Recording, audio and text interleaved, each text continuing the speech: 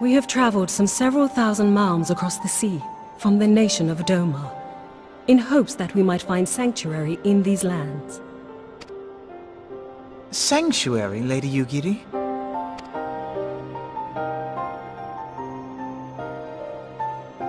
Aye. Lying within Othard, Doma was under the dominion of the Garlean Empire, as I'm sure you are aware. When the War of Succession broke out in Garlemald, we espied an opportunity to free ourselves from the yoke of imperial oppression and took up arms. Only to be crushed. And so I gathered what few Domans escaped the reckoning and guided them hither to your shores. A war of succession? Then the Emperor... Forgive me. You said that Doma was under Imperial rule, did you not? Doma is gone. Razed to the ground as an example to the other provinces. 12 have mercy. And your people? On a ship anchored in Vesper Bay, flying borrowed colors. Many were complicit in the rebellion, or akin to those who were. They will not come ashore until I send word that it is safe to do so. I sought an audience with your rulers, but was summarily refused. The lords of Ul'dah are not wont to entertain foreign refugees without suitable encouragement. Mayhap I was foolish to expect otherwise, but our supplies run low and we have young ones in urgent need of care. I have seen the tents outside the gates, however. We are not the first to seek asylum, nor will we be the last. Be that as it may, Ul'dah is no friend to Garlemald. Your tale would stir the hearts of many men and women here. The Sultana and the Syndicate will not be so easily swayed, but I shall see that you are granted an opportunity to plead your case. This is within your power? Well, far be it from me to boast, but I do have the ear of certain influential individuals. I am in your debt. Lady Yugiri, forgive me for observing, but your choice of attire seems like to evoke feelings of mistrust. Men are wont to fear the unfamiliar. We know this from experience. We seek only to spare the people of Ul'dah unnecessary disquiet. I shall defer to your experience, then. I thank you for your understanding. It seems I have urgent business with the Flame General. I leave our guests in your capable hands.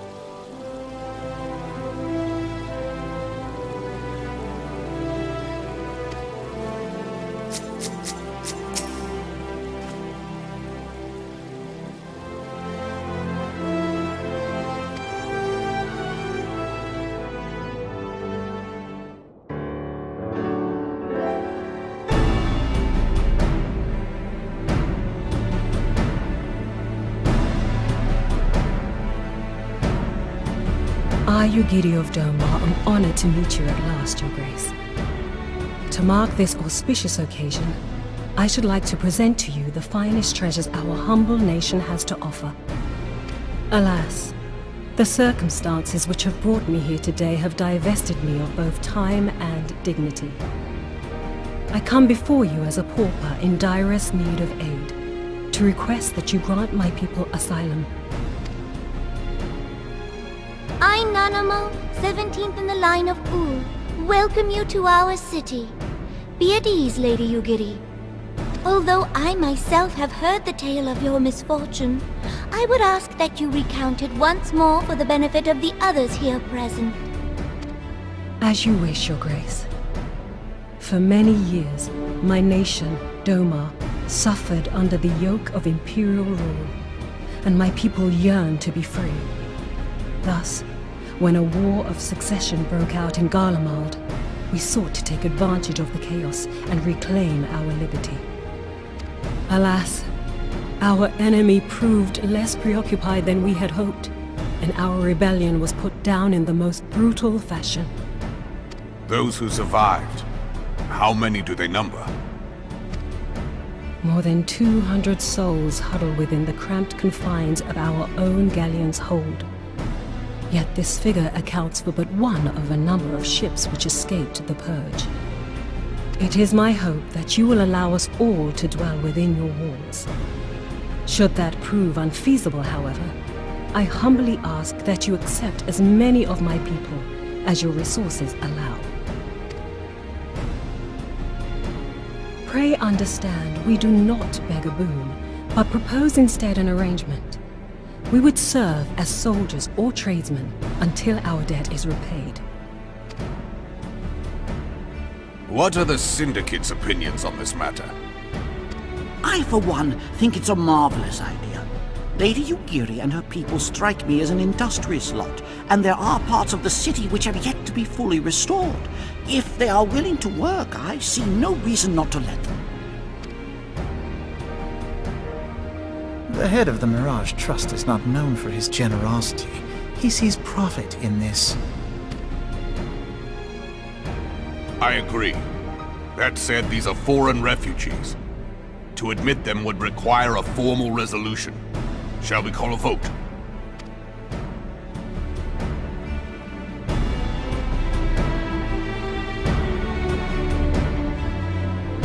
The law is the law. Lord Lolorito? Tell me, are you blind or willfully ignorant?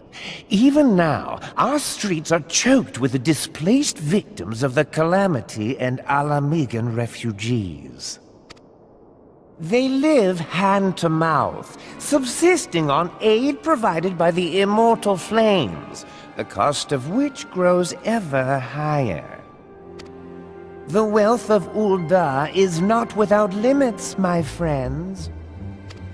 And need I remind you that these refugees are prone to violence and criminal activity? You have all read the reports, I think.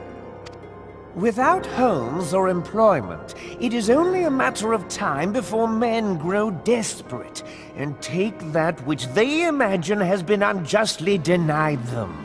Yet, knowing this, you would have us swell their ranks. Mayhap you think the brass blades and the flames are not hard-pressed enough?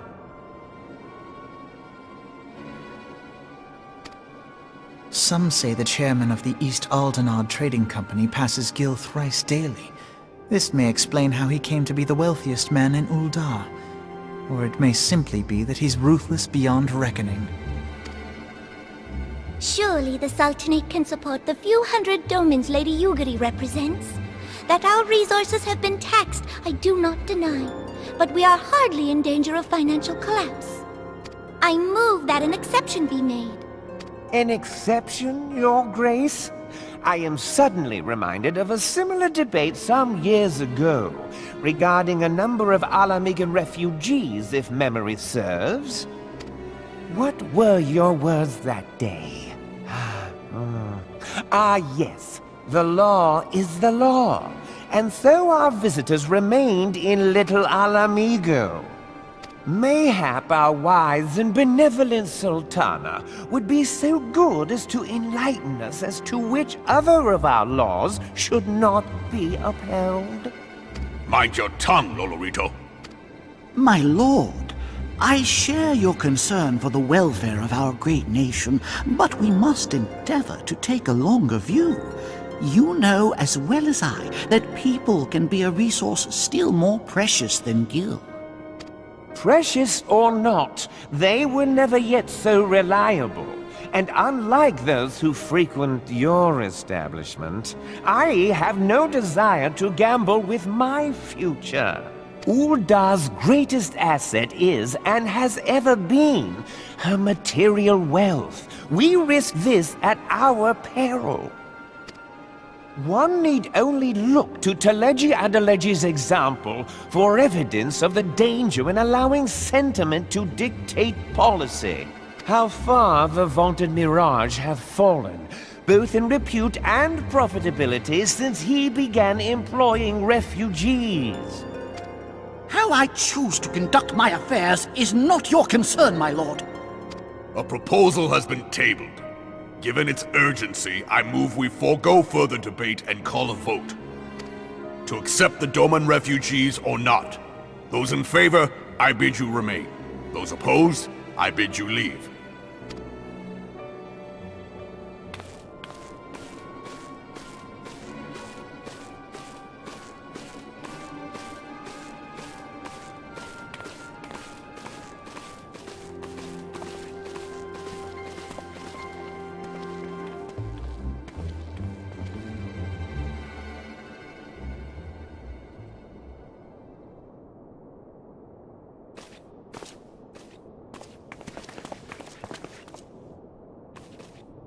Would that it were within my power to welcome you and your people, Lady Yugiri.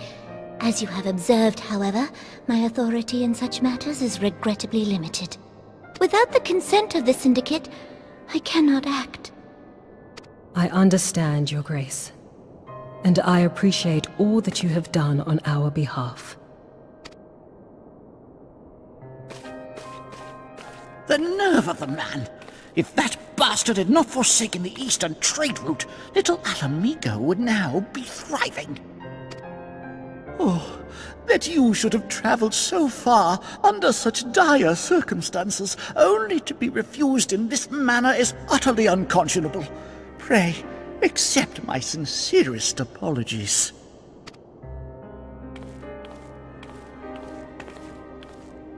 Now that the Empire no longer poses an immediate threat, they see little reason to maintain the pretense of unity. The Monitorists have grown especially defiant of late. Lord Lolorito most of all. But this is neither the time nor place for that discussion.